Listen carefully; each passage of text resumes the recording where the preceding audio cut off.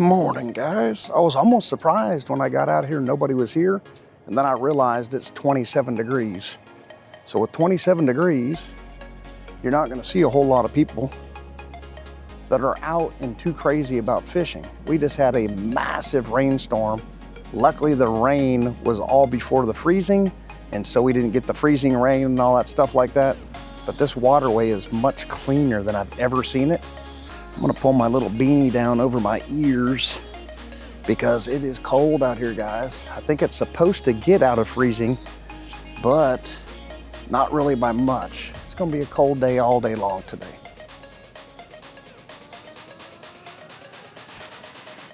First cast, we'll work our way into that little grass line, see where these fish are set up at, and see with this cold weather that suddenly came through, if they even want to feed and bite and play around. I don't know if that was a bite or if I was in some grass. There's still some grass through here, no doubt about it. But it's just much cleaner on the top of the water. All the algae blooms and stuff like that have pretty much been washed away. That's why I love when rain comes through. It will mess up the water column a little bit for a couple of days, but it'll just make everything that much better later down the road. Sometimes we got to get that reset. That's why I always go to the ponds first after that inclement weather, and then I work my way back towards the creeks and then work my way up into the rivers, lakes, things like that. Might be a little bit deeper because of the cold. Once that sun comes out a little bit, they might start working their way up to the banks a little bit. Try to get that sun to touch on that skin and warm them up a little bit. There's one. Ooh, that's a nice fish right there, guys. That's a nicer fish right there. He's heavy and he's staying down. I don't want to jinx myself, but this feels like probably the biggest bass I've ever caught out here. He's not a giant, but I've never really caught any really big fish out of here. And this is probably right up there with the biggest fish out of here, which is only 1.25 pounds, pound and a half, but hey, I'm all in with it. He's not super cold, but you can definitely tell he's a little chilly in there. What a beautiful fish, guys. Thank you so much for that bite, sir. Let's watch him take off, shall we? There he goes in that nice clear water. He just dove straight down into that grass. Took off from me, took off into that grass, and he's sitting right there in that grass right now, and I'm watching him. And there he goes again. Took off a little deeper.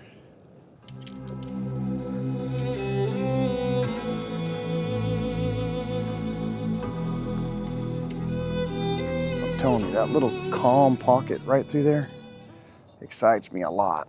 Maybe some of this vegetation down through this bank has died, and we can get out there and fish that a little bit, or get over there and fish that a little bit, I should say. But I never want to be right up on somebody's property like that. I know they don't own this water, but at the same time, it's a little bit of a respect thing. Give them space, and we'll never have to worry about fighting and arguing over fishing in areas and stuff. Something just bit. I don't know if he's still there or not. Let's give it a check. He is there. Guys, this dude has got some weight to him.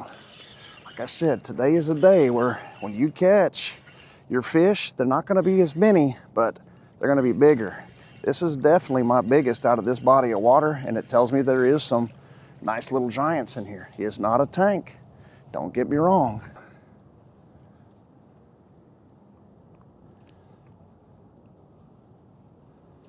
That's weird. He's got a little damage to his lip. He's been caught before in here. Look at this beauty, guys. Holy macaroni.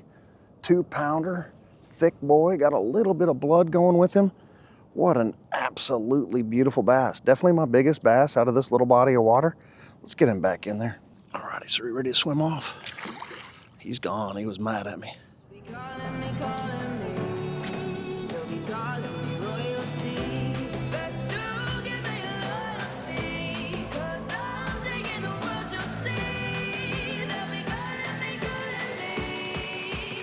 One. Oh, it's a nice fish right there, guys. Another one on the Ned rig, guys. He is going quick with it to my left. He is staying down. He feels like a big guy. See if we can get him in here and see what he looks like. He's not super big, but he's a beautiful fish. He's trying hard to get off a jump here, and I'm not gonna let him. Got him right in the side of the mouth there.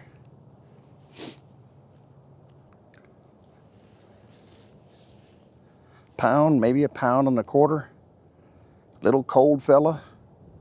Gorgeous, gorgeous looking bass. Thank you, sir. And off he goes into the grass. There's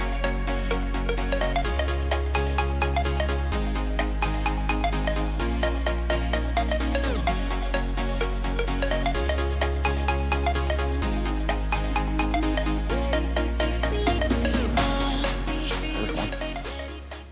He's there. Got him. Feels about the same size. They're all about a pound, pound and a quarter, pound and a half. Nothing massive, but still a absolute ton of fun.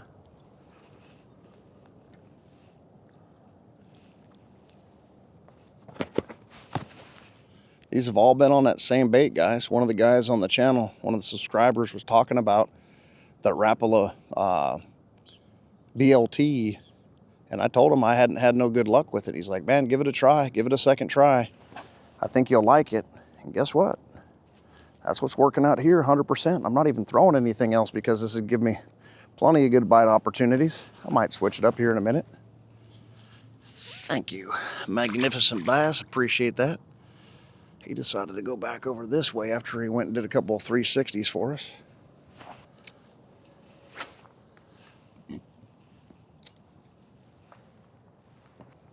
This bait will definitely help you get bit when it's cold out and when you need to slow it down. But hey, once you get bit, getting it in, all that good stuff, that's on you guys. I can help you choose baits, use baits, but once you get bit, that's all on the angler. At that point, it's on you. I wish you the best of luck, but I can't help you reel them in. I can't help you set the hook, all that. I can give you a little offering of help and support. What I use, what I choose to use, when I choose to use it. But once that fish grabs a hold of your bait, your lure, you've got to do the rest, guys. That's when the fight is on, and it's time for you to know whether you can or you can't get that fish in, regardless of species. But I know you can do it. I know you can do it. You've done it before, you're gonna do it again.